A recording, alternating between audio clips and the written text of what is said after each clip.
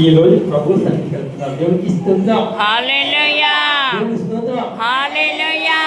అలాగే మా మ్యారేజ్ అయిన భక్తులు కొంతమంది హిందూ కుటుంబాలు వచ్చి పాస్టర్ గారిని అడిగేవారు, ఒక పాట పాడవా, ఒక పాట పాడవా అని అడిగి పాడించుకొని వారు సంతోషంగా ఉన్నట్టుగా మీకు అలావా తెలుస్తుంది. చాలా ప్రతి పాస్టర్ గారికి కొంచెం గ్రంథాలు కొంచెం వాయిస్ చాలా అవుతుంది. అయితే ఒక ఫంక్షన్ కూడా వెళ్ళాం మేము, నిశ్చితార్థానికి వెళ్ళాం. నిశ్చితార్థానికి వెళ్ళినప్పుడు ఆ యొక్క ఇంటి యజమానుడు చెప్తూ ఉన్నారు అధ్యక్షులతో, మా పాస్టర్ గారు పాడాలి, మా పాస్టర్ గారికి సమయం అంతా ఇవ్వండి, ఆమె స్వరం ఉంటే ఆశ్చర్యపోతారని అందరికీ చెప్తున్నాడు. అయితే అలాగా చెప్పిన తర్వాత పాట ఇచ్చిన తర్వాత హిందువులు, రాజకీయ నాయకులు, ఉద్యోగస్తులు, వ్యాపారస్తులు అనేక మంది వచ్చారు. కానీ వాళ్ళందరూ కూడా చాలా సంతోషించారు. దేవునికి స్తోత్రం. హల్లెలూయా. చాలా ఆనందించారు. దేవునికి స్తోత్రం. హల్లెలూయా. కనుక దేవుడి పాటలు పాడుతూ ఉంటే ప్రార్థనలో ఉన్న వారికి కూడా సంతోషం అనేది వస్తుంది, ఆమేన్, ఆనందం అనేది ఉంటుంది. ఆమేన్. అందుకని అపోస్తలుడైన పౌలు చెరసాలలో ఉన్నప్పుడు పౌలు గారు పాట పాడుతూ ఉన్నాడు. చెరసాలలో ఉన్నప్పుడు సంతోషముతో, ఆనందముతో, ఉత్సాహముతో పాట పాడుతూ ఉన్నాడు. సంతోషముతో, ఆనందముతో, ఉత్సాహముతో పాట పాడుతున్న దాని వల్ల కటకటాలు ఏమి బ్రద్దలైపోయినాయి.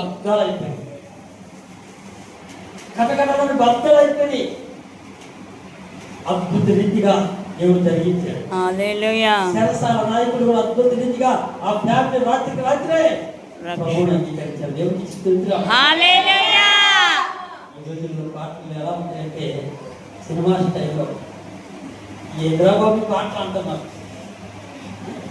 ఆ మాటకు వస్తే దావీదు నాట్యం వేసాడు కదా అని, దావీదు నాట్యం వేసాడు కదా అంటున్నారు. కనుక దావీదు వేసిన నాట్యం వేరే, ఇప్పుడు నాట్యాలు వేరే. దావీదు పొందుకున్న ఆత్మ వేరే, ఇప్పుడు పొందుకున్న ఆత్మ వేరే.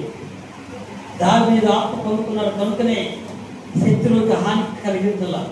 ఈరోజు ఆత్మ పొందుకున్నాం అంటున్నారు, హాని కలుగు చేస్తున్నారు. అందరూ అనేక మందికి హాని కలుగు చేస్తూ ఉన్నారు. పరిశుద్ధాత్మ అగ్ని అత్యంత మనం పొందుకుంటే, పరిశుద్ధాత్మ నింపబడితే ఎదుటి వారికి మేలు చేసేవారిగా మనం ఉంటాము, కానీ హాని చేసేవారిగా మనము ఉన్నాము. అదే పరిశుద్ధాత్మ అగ్ని అభిషేకం పొందుకుంటాం. మేలు చేసిన వారికి మనం మేలు చేసేవారిగా ఉండాలి, మేలు చేసిన వారికి మేలు చేసేవారిగా మనం ఉంటాం. కనుక అలా ఉండకూడదు. అలా సంఘం నిలబడిన వారు ఉంటారు. మనం ఉండాల్సింది ఎలా అంటే కీడు చేసిన వారికి మేలు చేసేవారిగా మనం ఉండాలి. దేవునికి స్తోత్రం. హల్లెలూయా. ఈరోజు అంశించేద్దాం. ఈరోజు అంశం నాన్న చిన్న చిన్న ఒకరెక్కడ కూర్చోదా, ఒకరెక్కడ కూర్చో. ఏదంటే ఇద్దరు పక్కనే ఉన్నాను అనుకో, ఇంకొంచెం ముందుకు రానా అనుకోవచ్చు. ఇలా తెలుసు, ఇలా అది ఓకే. నువ్వు ఎదుగుతున్నా అది ఇంకా ఇంకా ఓకే. చాలా మంచి మంచి ఫ్రెండ్స్, చాలా మంచి. దేవునికి స్తోత్రం. హల్లెలూయా. హల్లెలూయా. స్తోత్రం. హల్లెలూయా. స్తోత్రం. వాక్య పక్కన పెట్టి ఏం కాదు, ఎవరు తీసుకోవచ్చు. వాక్యతో అనుకుంటాను.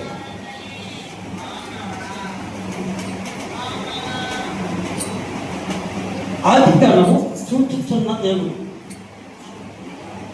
మన దేవుడు సూచిస్తున్న దేవుడు. ఆదికాండము 16వ అధ్యాయము, ఆదికాండము 16వ అధ్యాయము. ఇక్కడ హాగరు మాట్లాడుతూ ఉంది. చూడండి, 16వ అధ్యాయము 13వ వచనం మనం చూసినట్లయితే ఆ,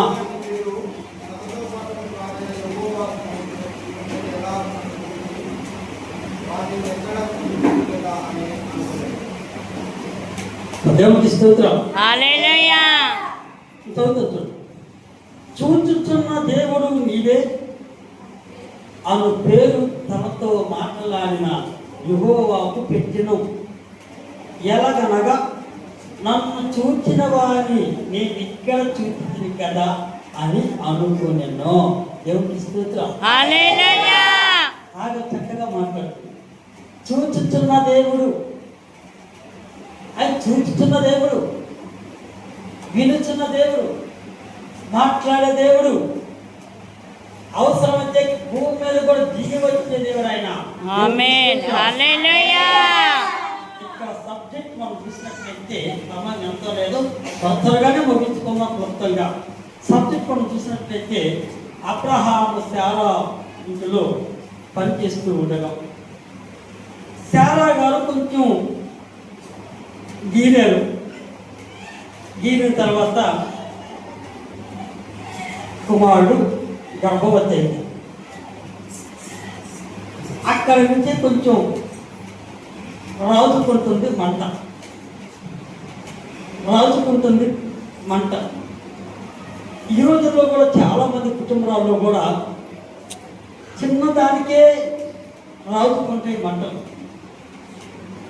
అందుకనే అగ్గిపుల్ల చూసినట్లయితే చాలా పెద్దది. అగ్గిపుల్లలో ఉండే ముందంతా కట్టెలో నలుసత్తా.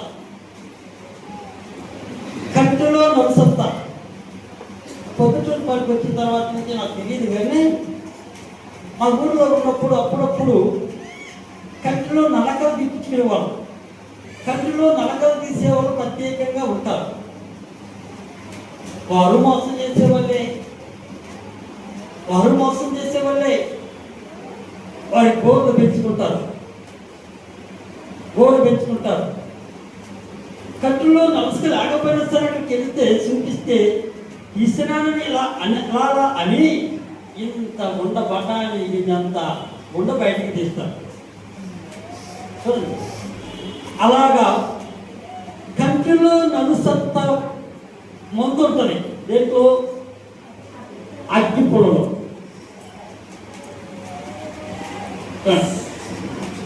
ఇది అగ్గిపుల్ల.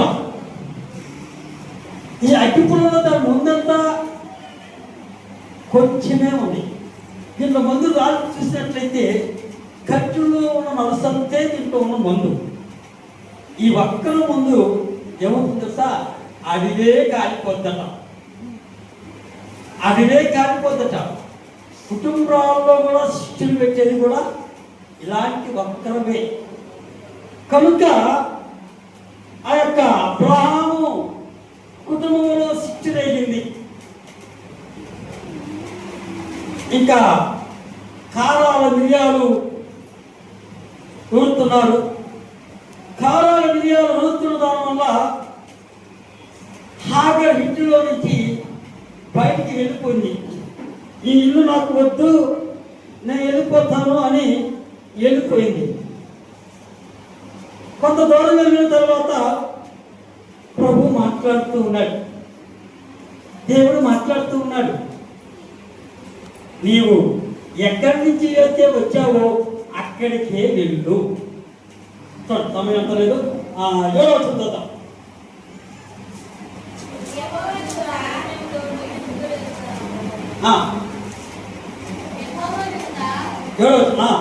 యెహోవా దూత అరణ్యములో నీటి బొక్క యొద్దనగా సూరు మార్గములో బొక్క యొద్ద కలుగుని శారాయి దాసివైన ఆగలు ఎంత ఉంటుందా? ఆగలు ఎక్కడ నుండి వచ్చింది, ఎక్కడికి వెళ్తున్నావు అని అడిగినందుకు అది నా యజమానురాలైన శారా యొద్ద నుండి పారిపోవచ్చున్నాను నేను. అప్పుడు యెహోవా దూత నీ యజమానురాలి యొద్దకు తిరిగి వెళ్ళు. ఏమన్నాడు? నీ యజమానురాలి తిరిగి ఎక్కడి నుంచి వచ్చావో అక్కడికే వెళ్ళు. ఎక్కడి నుంచి అయితే వచ్చావో అక్కడికే వెళ్ళు. దేవుడు క్లియర్గా మాట్లాడుతున్నాడని. ఆయనకు మరుగు లేదు కదా, ఆయన మరుగు లేదు, ఆయన తెలియనట్టు ఏది లేదు, ఆయనకు అసాధ్యమైనట్టు ఏది లేదు. ఆయన మాట్లాడేవాడు, ఆయన నిన్ను నన్ను అందరిని చూసేవాడు. ఆయన ప్రపంచం అంతటిలో ఆయనకు మరుగు లేదు. మనుషులకి మరుగు కానీ దేవునికి మరుగు లేదు. ఆయన మాట్లాడేవాడు, చూచుచున్న దేవుడు. హాగర్ గురించి క్లియర్గా ఏమంటున్నా చూడగా, అప్పుడు యెహోవా దూత నీ యజమానురాలు ఎదుటికి తిరిగి వెళ్ళి ఆమె చేతి కింద అణిగి ఉన్నామని దానితో చెప్పెను. మరియు యెహోవా దూత నీ సంతానమును నిశ్చయముగా విస్తరింపచేసిదను, అది లెక్కింప వీలులేనంతగా విస్తారములని దానితో చెప్పెను. మరియు యెహోవా దూత, ఇదిగో యెహోవా నీ మొరను వినును, నీవు గర్భవతి ఉన్నావు, నీ కుమారుని కని అతనికి ఇస్రాయేలును ఇస్మాయేలును పేరు పెట్టి ఉన్నావు. నీవు కుమారుని కన్నతకి ఇస్మాయేలు అని పేరు పెట్టుదవో. దేవునికి స్తోత్రం. హల్లెలూయా. హాగరు క్లియర్గా దేవుడు మాట్లాడాడు. హాగరు దేవుని మాట విన్నది. దేవుని మాట విని, చూచుచున్న దేవుడు అయ్యా నువ్వు, నా బాధ, నా కష్టము, నా వేదన చూచుచున్న దేవుడివి అని మొరపెడుతుంది. దేవుడు మాటిచ్చాడు, ఆశీర్దిస్తానని మాటిచ్చాడు. హాగరును ఆశీర్దించాడు. ఇస్మాయేలు సంతానాన్ని దేవుడు ఆశీర్దించారు. వారే ఈ దినాన ముస్లిమ్స్ అనేవారు. ముస్లిమ్స్ అనేవారు ఎవరంటే వారే. నీ దేవుడు నా దేవుడే అంటారు ఒకసారి వాళ్ళు. అది తెలుసు, మరుగు లేదు. ఇస్మాయేలు సంతానాన్ని ఆశీర్వదించిన దేవుడు ఇస్సాకు సంతానాన్ని కూడా ఆశీర్వదించాడు. అద్భుతాలు ఆ కుటుంబంలో దేవుడు జరిగించాడు. హల్లెలూయా. తరువాత దినాలలో చూసినట్లయితే హాగరు కుమారుని తీసుకొని వెళ్తూ ఉన్నారు. అప్పుడు హాగరే సాగనంపిస్తున్నాడు. వాటిలో నీళ్లు కట్టి పంపిస్తూ ఉన్నాడు. కొంత దూరం అయిపోయింది, వెళ్ళిపోయారు. వాటిలో ఉన్న నీళ్ళు అయిపోయింది. ఆ పిల్లవాడు ఏడుస్తూ ఉన్నాడు. ఆ ఏడుపు చూడలేకపోతుంది హాగరు. చూచుచున్న దేవుడుగా మొరపెడుతుంది. అద్భుత రీతిగా ఆ మొర దేవుడు విని అక్కడ ఒక కొంత అక్కడ నీళ్ళు ఏర్పరిచాడు. దేవుడికి స్తోత్రం. హల్లెలూయా. ఈ దినాన ఆ దినాలు చూసిన దేవుడు ఈ దినాలు చూస్తున్నాడు. ఆమేన్. హల్లెలూయా. ఆ దినాన మరుగు లేదు ఆయనకి, ఈ దినాన మరుగు లేదు. నిన్న నేడు రేపు ఏకరీతిగా ఉన్నవాడు ఆయన. హల్లెలూయా. ఏకరీతిగా ఉన్నవాడు ఆయన. ఆయనకు అసాధ్యం ఏమీ లేదు, ఆయన తెలియనట్లు ఏది లేదు. ఎక్కడికైనా ఆయన తెలుసు. చూడమంటాడు. దావిద సంకీర్తన 139వ అధ్యాయము. దావిద సంకీర్తన 139వ అధ్యాయము. Page number 525. చూద్దాం. నేను కూర్చుండుట, నేను కూర్చుండుట, నేను లేచుట నీకు తెలియనా? కూర్చునేది చూస్తున్నాడు ఆయన, ఇక్కడ కూర్చునేది చూస్తున్నాడు ఆయన. ఇక్కడ నేను కూర్చున్నది నేను చూడలేదు, ఆయన చూస్తున్నాడు. నేను నిలబడింది ఆయన చూస్తూ ఉన్నాడు, నేను నడిచేది ఆయన చూస్తూ ఉన్నాడు, నేను తిరిగేది ఆయన చూస్తూ ఉన్నాడు. చూచుచున్న దేవుడు ఆయన, ఆయనకి మరుగు లేదు. ఎవరు భక్తులు, నేను కూర్చున్నా, నేను లేచుట నీకు తెలియదా? మనం అనుకుంటాం ఎవరికి తెలియదు అనుకుంటాం, ఎవరికి తెలియదు అనుకుంటాం. కానీ పిల్లు కూడా అదే అనుకుంటుంది. పాలు తగ్గుతుంది, ఆ గిన్నెలో పోస్తే ఎవరు చూడగలుగుకొని కళ్ళు మూసుకొని తాగుతూ ఉంటారు. కళ్ళు మూసుకొని తాగుతుంది పిల్లి, కళ్ళు మూసుకొని పిల్లి తాగుతుంది. ఎందుకని? నన్ను ఎవరు చూడట్లేదు అనుకుంటున్నాను. నన్ను ఎవరు చూడట్లేదు. పిల్లలాంటి వారు కూడా భూమి మీద ఉన్నారు. దేవునికి స్తోత్రం. హల్లెలూయా. నవీ హృదయంలో కొన్ని జంతువులు, పక్షులు, కొన్ని జీవుల గురించి రవి హృదయంలో రాశారు చక్కగా. కనుక పిల్లి లక్షణాలు ఉన్న వాళ్ళు కూడా చాలా మంది భూమి మీద ఉంటారు. ఏమంటారు? నేను కూర్చున్నట్ట నేను లేచుట నీకు తెలియను, నాకు తలపు పుట్టక మునిపే నీవు నా మనసును గ్రహించి ఉన్నావు. ఆయన నీ గురించి కదా కూర్చో. నా నరకను నా పడకను పరిశీలన చేసి ఉన్నావు, నా చర్యలన్నిటిని బాగుగా తెలుసుకొని ఉన్నావు. యెహోవా మాట నాలుగు రాక మునిపే అది నీకు పూర్తిగా తెలుసుకొని. ఎవరికి స్తోత్రం. మునిపే మనం పెదవులు ఎప్పక మునిపే మనం మధ్య మాటలు ఎలాంటివి అని ఆయన చాలా మంది పూతులు ఆడుతున్నారు, చాలా మంది పూతులు ఆడుతున్నారు. ఆయనకు మరుగు లేదు, ఆయన తెలియదంటూ లేదు. పూతులు ఆడుతూ ఉన్నారు. పూతులు ఆడుతూ దేవుడు స్థుతించినా మహిమపరిచినా కనపరిచినా ఆయన వినడా. ఈయన నేరక ఇన్నట్లు చెవులో మందము కాలేదు, రక్షింపు నేర్పినట్లు హస్తం చేతులు కాలేదు. కానీ ఆయన వినకుండా పోవటం, రక్షింపు రాకుండా పోవటం, మేలు తగ్గకుండా కారణము అడ్డొస్తుంది. పాపం అనే గోడ అడ్డొస్తుంది, పాపం అనే స్లాబ్ అడ్డొస్తుంది. కనుక ఆ పాపాన్ని తీసివేసుకుంటే, ఆ దోషాన్ని తీసివేసుకుంటే, ఆ అపరాధాన్ని తీసివేసుకుంటే, పశ్చాత్తాపడితే దేవుని మొర వింటాడు, మన మొర వింటాడు. ఇరుచుల దేవుడైన గొప్ప కార్యములు జరిగించేవాడు ఆయనే. మనం అనుకుంటాం అయ్యో ఎవరికి తెలియదు అనుకుంటాం. ఆయనకి తెలుసు, ఆయనకి తెలియదంటూ ఏది లేదు. ఇక్కడ ఎవరైతే నిద్రపోతున్నారో ఆయన కూడా తెలుసు. అయ్యో ఫలాని ఎవరు నిద్రపోతున్నారు, ఫలానాలో మైండ్ ఎక్కడో పెట్టుకున్నారు, ఆలోచనలు ఎక్కడే పెట్టుకున్నారు. మనసులో ఒక చోట ఉంటారు, మనసు పారిపోతుంది. ఏదో చోటకి మనసు పారిపోతుంది. మనుషులైతే ఇక్కడే ఉంటారు, పారిపోతుంది. మనసు పారిపోతుంది, దేశ సంసారాలు చేస్తుంది. కనుక ఆయనకి మరుగు లేదు, ఆయనకి తెలియదంటూ ఏది లేదు. గుర్తించుకొని మనం నడుచుకుంటే పరలోక రాజ్యంలో వారసులుగా ఉంటాము.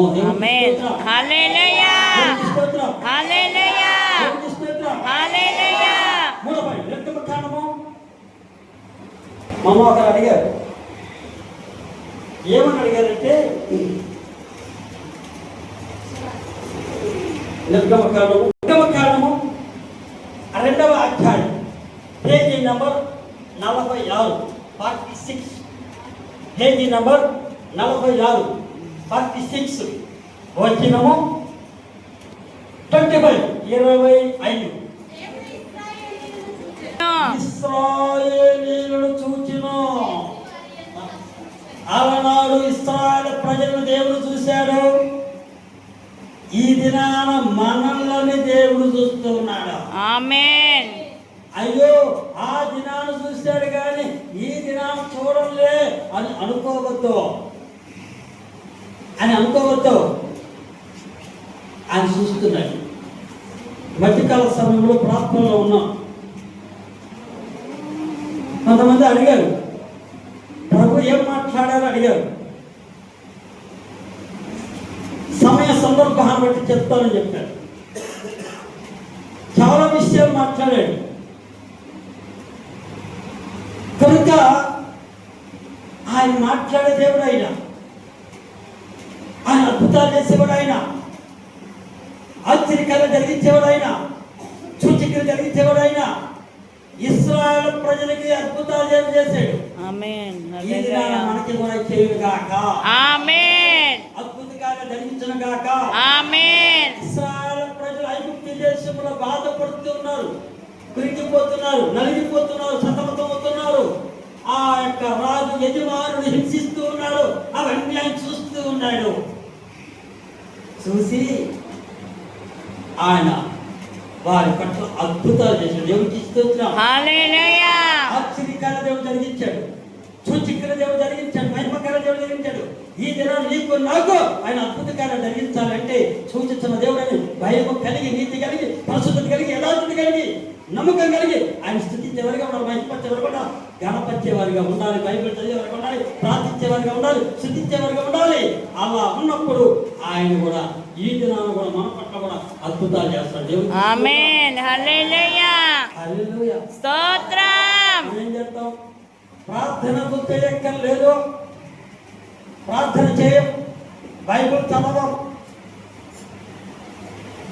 దేవుని స్థుతించాం, మహిమపరచాం, మేము ఆదివారం మందిరానికి వస్తాం, పాస్టర్ గారికి కనపడతాం, దేవుడు మా పట్ల అద్భుతాలు జరిగించాలి అనుకుంటాం. మనం పాస్టర్ గారు ఏమైనా చేస్తాడా? సతీష్ కుమార్ ఏమైనా చేస్తాడా? పిల్లలపడి పగిలేం చేస్తాడా? సాలెబాజు ఏమైనా చేస్తాడా? దినకరణ గారు చేస్తారా? జైపాల్ చేస్తారా? లేదు. కార్యం జరిగించండి దేవుడు. దేవుడు ఆమేన్. హల్లెలూయా. దేవుడు చేసే దేవుడు దేవుడికి స్తోత్రం. హల్లెలూయా. మన నమ్మకత్వాన్ని బట్టి, మన పరిశుద్ధతను బట్టి, మన యథార్థతను బట్టి ఆయన అద్భుత కార్యం ధరించును గాక. ఆమేన్. ఆశ్చర్యకార్యం ధరించును గాక. ఆమేన్. సూచక్రియ ధరించును గాక. ఆమేన్. కార్యం ధరించును గాక. ఆమేన్. సూచించున్న దేవుడైన 3వ అధ్యాయం, నిర్గమకాండం 3వ అధ్యాయం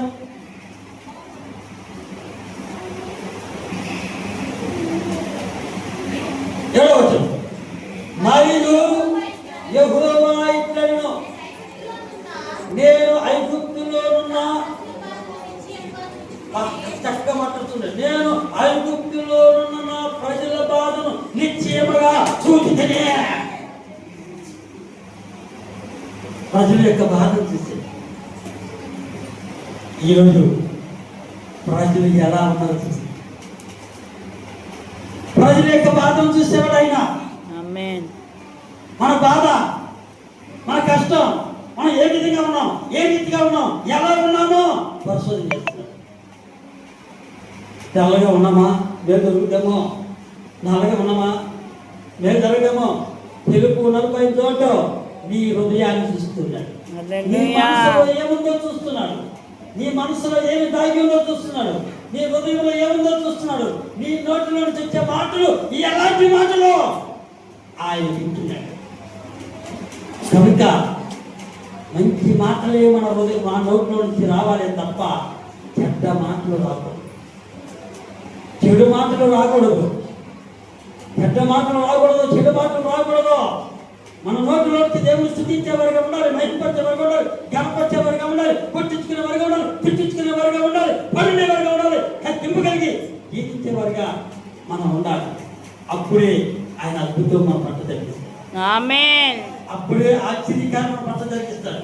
ఆమేన్. అప్పుడే సూచక్రియ మన పట్ల జరిగిస్తాడు. ఆమేన్. అప్పుడే మహిమ కార్యం మన పట్ల జరిగిస్తాడు. ఆమేన్. చిన్న దేవుడు ఆయన. ఆమేన్. ఆయనకి తెలియదంటూ ఏది లేదు.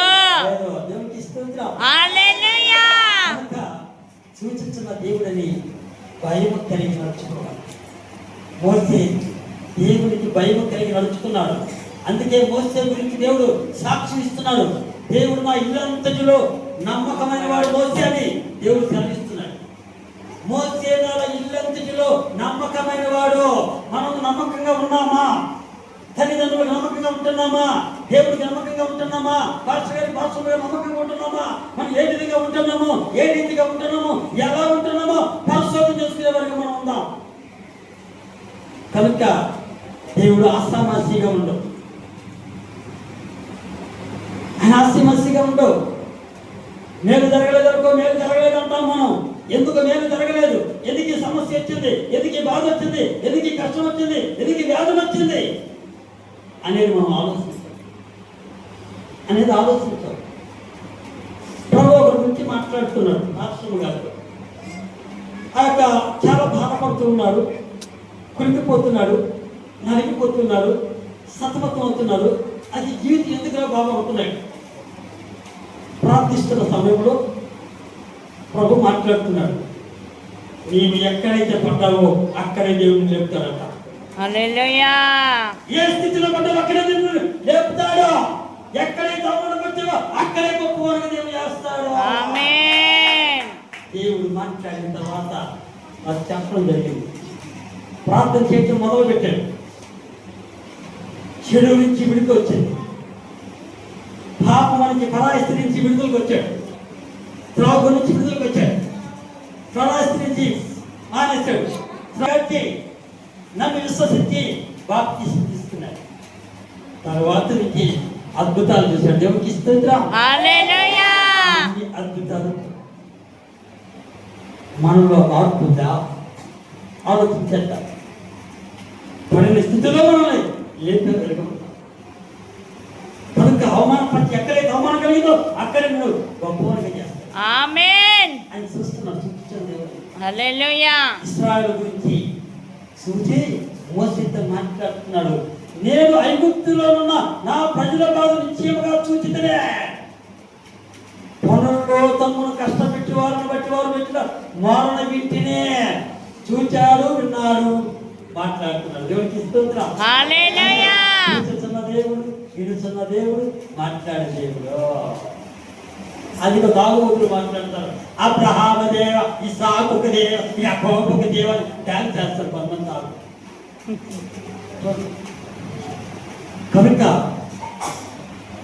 చూచుతున్న దేవుడు ఆయన. ఆయనకు మరుగు లేదు, ఆయన తెలియనట్టు ఏది లేదు, ఆయనకు అసాధ్యమైనది ఏది లేదు. ఆయన ఎందుకు ఐగుప్తుని కలిగి మనం నడుచుకుంటే పిలిస్తే పలుకుతాడు. ఆమేన్. పిలిస్తే పలికేవాడు ఆయన. హల్లెలూయా. పిలిస్తే పలికేవాడు ఆయన. పాస్టర్ గారు పిలిస్తే పలుకుతారు అంటున్నారు కదా. ఇప్పుడు నీకున్న అప్పులన్నిటి నుంచి ఈరోజు విడుదల రావచ్చు కదా అంటారు. కానీ అక్కడ ముళ్ళు ఉంది. ఏది ముళ్ళు అంటే లోతు ఉన్నంత వరకు అబ్రహాముకు ఆశీర్వాదాలు రాలా. ఈ దినాన నా దగ్గర లోతు లాంటి వాళ్ళు ఉన్నారు, నా చుట్టుపక్కల లోతు లాంటి వాళ్ళు ఉన్నారు, తూర్పు వైపున లోతు లాంటి వాళ్ళు ఉన్నారు, పడమర వైపున లోతు లాంటి వాళ్ళు ఉన్నారు, ఉత్తర వైపున లోతు లాంటి వాళ్ళు ఉన్నారు, దక్షిణ వైపున లోతు లాంటి ఉన్నారు. లోతు లాంటి వాళ్ళు నలుమూలలు ఉన్నారు. కనుకనే ఆయన అద్భుతంగా. కానీ ఏ రోజు ఏ అప్పుడు వారు అడుగుతున్నారో ఆ అప్పుడు వారికి ఎంత కావాలో మాట పోకుండా ఆయన దయచేస్తున్నాడు. దేవునికి స్తోత్రం. హల్లెలూయా. చాలా మంది ఏం చేస్తారు? రేపిస్తా, ఎల్లుండిస్తా, అబద్ధం ఆడుతుంటారు, రకరకాలుగా మాట్లాడుతూ ఉంటారు. ఈ అప్పుడు వాళ్ళు నాకు కావాలని అడగండి. సుమారు 80 మంది అప్పుడు వాళ్ళు ఉన్నారు. ఒకరిద్దరు కాదు, 80 మందిని కలిగించండి. చెప్పే టైం టు టైం అద్భుతం ఆయన చేస్తాడు. ఆమేన్. హల్లెలూయా. పైనుంచి పడేస్తాడా? పైనుంచి పడేయడు. కనుక మనం చాలా జాగ్రత్త కలిగి నడుచుకునే వారిగా ఉండాలి. దేవుడికి ఇష్టలుగా మనం ఉండాలి. దేవుని ఇష్టానుసరంగా మనం నడుచుకునే వారిగా ఉండాలి. దేవుని భయభక్తులు కలిగి నడుచుకునే వారిగా ఉండాలి. 4వ పాయింట్ చదువు. 4వ అధ్యాయము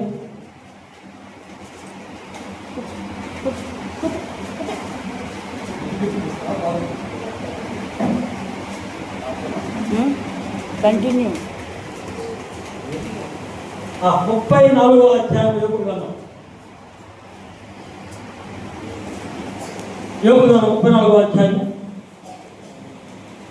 21వ పేజీ నంబర్ 445. ఆయన దృష్టి నరుల మార్గముల మీద ఉంచబడి ఉన్నది, ఆయన వారి నడకలన్నీ కనిపెట్టి చూస్తున్నాడో. చక్కని మాటలు. ఆయన దృష్టి ఎక్కడ ఉంటుందా? నరుల మార్గం మీద ఉంటుంది. ఆయన వారి నడకలన్నీ కనిపెట్టి చూస్తున్నాడట. దుష్క్రియలు చేయవారు దాగుకున్నట్టుకు చీకటైనను మరణాంతకైనను లేదు. చీకటిలో కనబడతారు, ఇక్కడ ఎవరు లేరు అనుకున్నా కనబడతారు. ఆయన మరణం లేదు, తెలియదంటే ఏది లేదు. అందుకంటే ఆయన దృష్టి నరుల మార్గముల మీద ఉన్నదే. ఒకసారి భూప్రపంచంతో చూశాడు. అంతా పాపంతో నిండి ఉంది, కల్మసంతో నిండి ఉన్నది, చెడుతనంతో నిండి ఉన్నది. దేవుడు ఏం చేశాడు? కోపం తట్టుకోలేక, ఆవేశం తట్టుకోలేక 40 పగలు 4 రకాల రాత్రులు ప్రకట వర్షాలు పంపించి భూమి మీద ఎవరు లేరు, నోవహు కుటుంబం తప్ప. ఒక నోవహు కుటుంబం ఒకటి. అలాగే నోవహు కుటుంబంలోనికి ఆ యొక్క ఓడలోనికి ఏవైతే వచ్చినో అవి భూమి మీద ఉన్నాయి. మిగతా అన్ని తర్వాత దేవునికి కోపంతో తట్టుకోలేము. ఆయన కోపం కనిపిస్తూ ఉంటుంది. మనుషుల కోపం అయితే చాలా గంటల పడుతుంది, గంటల తరబడి. నిన్న ఫోన్లో ఒక బ్రదరు ఫోన్ చేసి ఒక విషయం అడిగాడు.